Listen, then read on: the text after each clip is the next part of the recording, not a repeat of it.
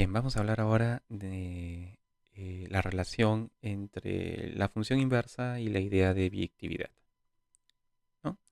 Lo que se hizo en la clase pasada, biyectividad.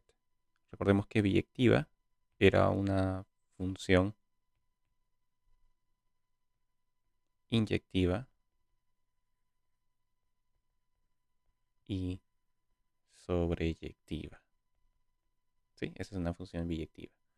Entonces resulta que una función es invertible si y solo si es biyectiva. Quiere decir que existe una equivalencia entre estos dos conceptos, el concepto de invertible y el concepto de biyectiva. ¿Cuál es la ventaja de una sobre la otra?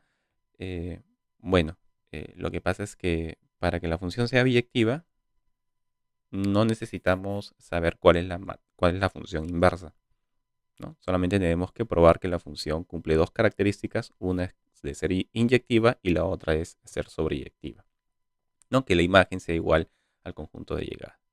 En cambio, eh, para que la matriz sea invertible necesitamos exhibir cuál es la inversa, ¿no? Necesitamos un conocimiento a priori. Bien, entonces, estos dos conceptos son equivalentes. Solo para mostrar parte de esta equivalencia, mostremos, por ejemplo, que cuando la función es invertible, entonces tiene que ser biyectiva. Bien, entonces, por ejemplo, si es invertible, ¿no? F invertible implica la existencia de la función inversa. Bien, y ahora quiero mostrar que esta función, cuando existe inversa, la función f es a la vez inyectiva y sobreyectiva. Bien, entonces, eh, f inyectiva. ¿Cómo se muestra que f es inyectiva? Muy sencillo. Para todo par de elementos del dominio, si hacemos f de x1 igual a f de x2, empezamos con la definición de inyectividad. Ahora, a esta igualdad le podemos aplicar la inversa, porque existe la inversa, ¿no? Entonces, le aplicamos la inversa. Quiere decir que vamos a hacer f inversa de f de x1 igual a f inversa de f de x2. Le estamos aplicando la función, ¿no? La función inversa.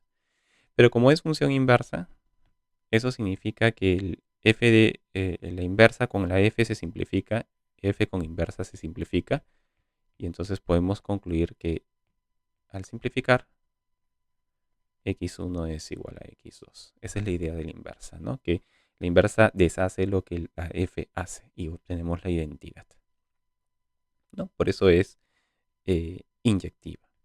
¿Y por qué es sobreyectiva?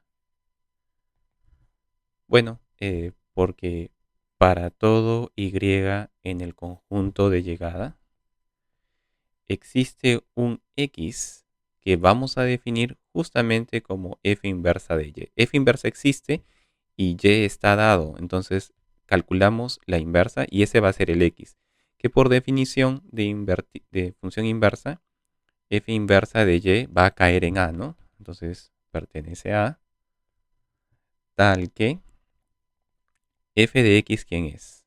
A ver, f de x es f inversa de y. Pero por definición de inversa otra vez, f con f inversa se simplifican y nos da y. Quiere decir que para todo y existe un x, que es la inversa de y, tal que f de x es igual a y. Y fíjense que acá hemos usado los dos lados de la inversa, ¿no? F inversa con f se simplifica y f con f inversa se simplifica. Esa es parte de la teoría de la inversa. Entonces, cuando la función es invertible, es inyectiva y sobreyectiva. En la práctica usamos el reverso. Si es biyectiva, entonces vamos a usar el hecho de que va a ser invertible. ¿Bien? Entonces, si es biyectiva, va a ser invertible. Es decir, va a existir la inversa. Y eso se hace de la siguiente manera. Solo para dar la idea. Solo para dar la idea. A, B. ¿Cómo vamos a construir la inversa?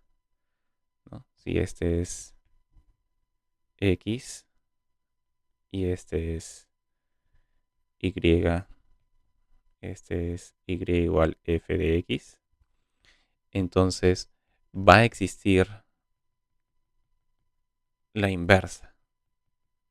¿Cómo? Primero, el dominio va a ser B, ¿sí? Y podemos tomar cualquier elemento del dominio porque F es sobreyectiva. Entonces, cualquier elemento acá en B va a poder ser escogido, ¿sí? Y vamos a poder, como es sobreyectiva, encontrar una preimagen, que es este X. Y ahora, no va a poder ocurrir esto,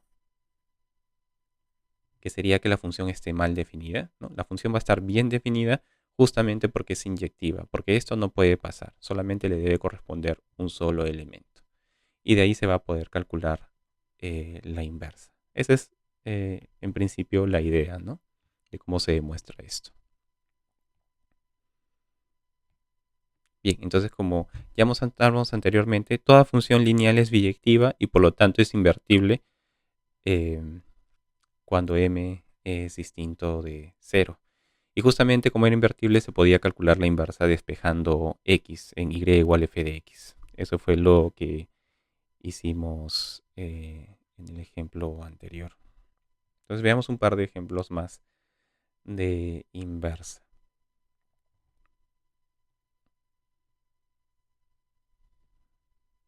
A ver, acá tenemos una función definida por esta regla de correspondencia.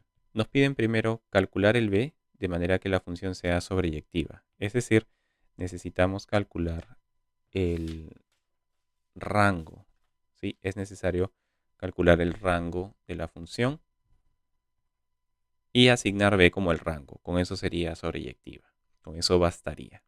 Bien, entonces aquí empezamos con x menor o igual que 0. Ese es un elemento del dominio. Y vamos a darle la forma con la regla de correspondencia para encontrar el rango. A ver, elevando al cuadrado nos da esto.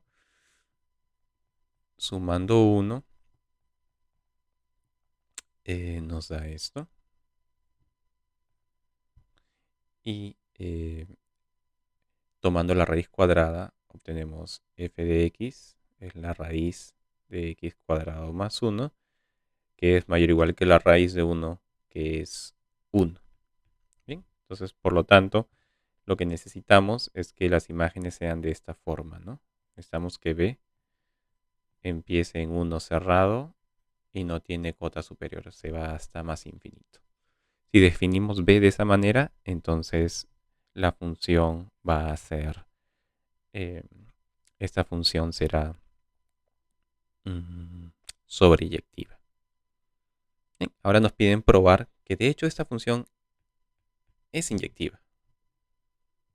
¿Por qué es inyectiva? Muy bien, veamos. Para todo par de elementos en el dominio, o sea, elementos que son menores o iguales a 0, se cumple. A ver, ¿qué pasa si hacemos f de x1 igual a f de x2? ¿Esto qué implica? Bueno, implica que la raíz de x1 al cuadrado más 1 va a ser igual a la raíz de x2 al cuadrado más 1. Bien, entonces ahí lo que podemos hacer es elevar al cuadrado. Nos queda x1 al cuadrado más 1 igual a x2 al cuadrado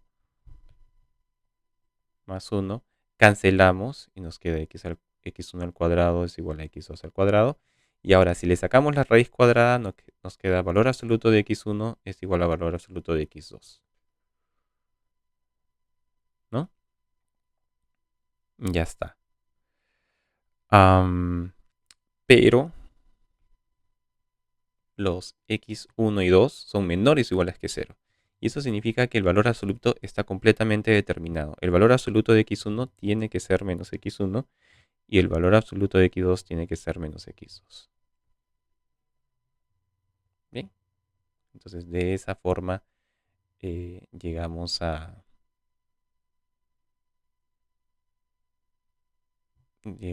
la conclusión. x1 es igual a x2 para todo x1, x2 en el dominio, ¿no? Y de esta manera es inyectiva. Muy bien. Entonces, 3. Calcule la inversa señalando el dominio, conjunto de llegada y regla de correspondencia. Ya está. Eso va a ser sencillo porque ya tenemos dominio y conjunto de llegada de f. Solo falta la regla de correspondencia. Y para eso hacemos y igual raíz de x al cuadrado más 1. Y despejamos el x.